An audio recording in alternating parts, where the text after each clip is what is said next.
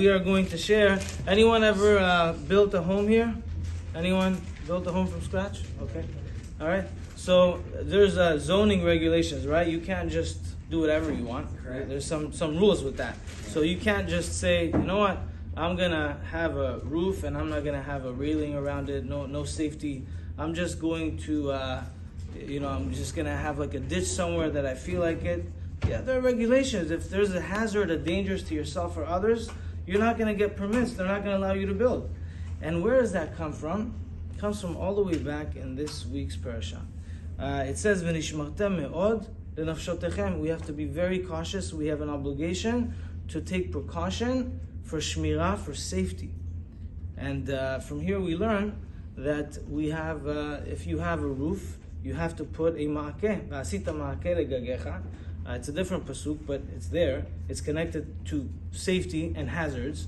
And we have to, if you have a roof, you have to put a fence around your roof or some sort of railing. If you live in a high building, you have to make sure you have safety features, your windows and things like that. If you're going up, if you have stairs inside a building, you may have to make sure you also have a railing to hold on next to the stairs.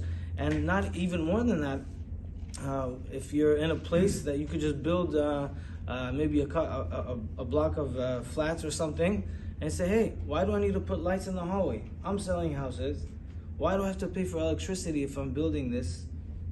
Why do I have to worry about it? But if you don't put light, people will fall, or some things could be there, some animals, or some unwanted guests can hang out over there. So we have to take all these precautions. It's fascinating to see that a lot of the regulations, even zoning and real estate laws and different things like that, have very early origin in the prescriptions of the Torah, and that's really fascinating.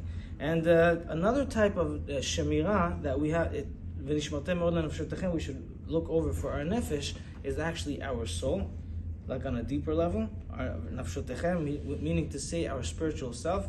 We have to safeguard the person that we have become, not to lose the quality of spirituality, not to lose the Torah that we learned, and to hold on to it. And continuing with Shir HaShirim, it says,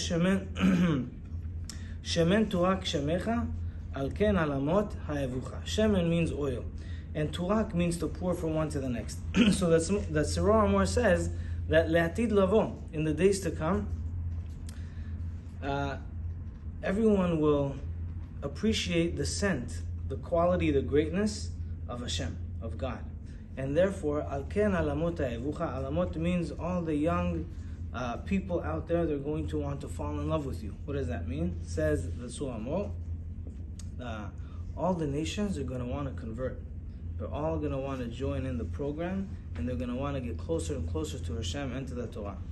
Rabbeinu, the Or HaChaim HaKadosh, has a perush called Rishon LeZion on Shir HaShirim, and he says, Shemen, oil, in contrast to any other liquids, we all know this from the Divrei Torah and Chanukah, that oil doesn't mix with any other liquids. You could mix it with anything you want. It's always going to be singular. It's always going to stand out. Bnei Israel also stand out. And where do we see that from?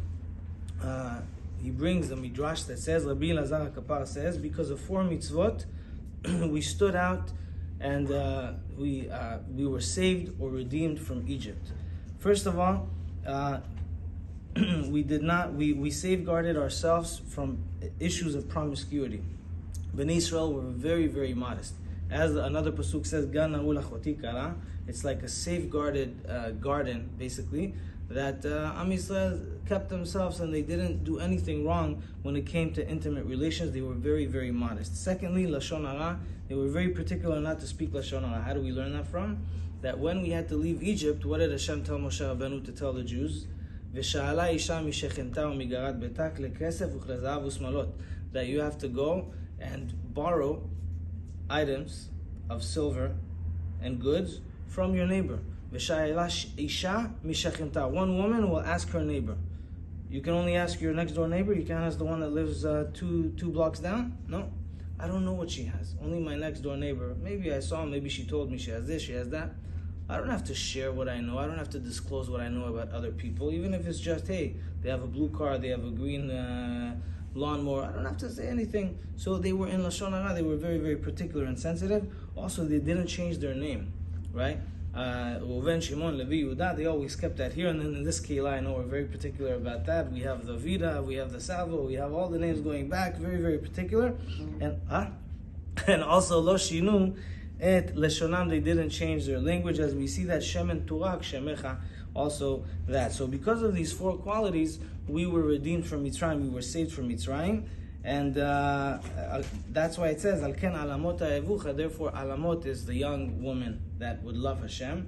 But alamot says the Or HaChaim HaKadosh, it's also olamot, meaning with our good action, we preserve the world, we enhance goodness and safety in the world, and we bring more blessing to the world, subsequently to have more cohesiveness within all the moving parts of the world. And that is also from Shir HaShirim. We'll wish everyone a Shabbat Shalom. Looking forward to see you in this very, very beautiful Shabbat. Kol Tov.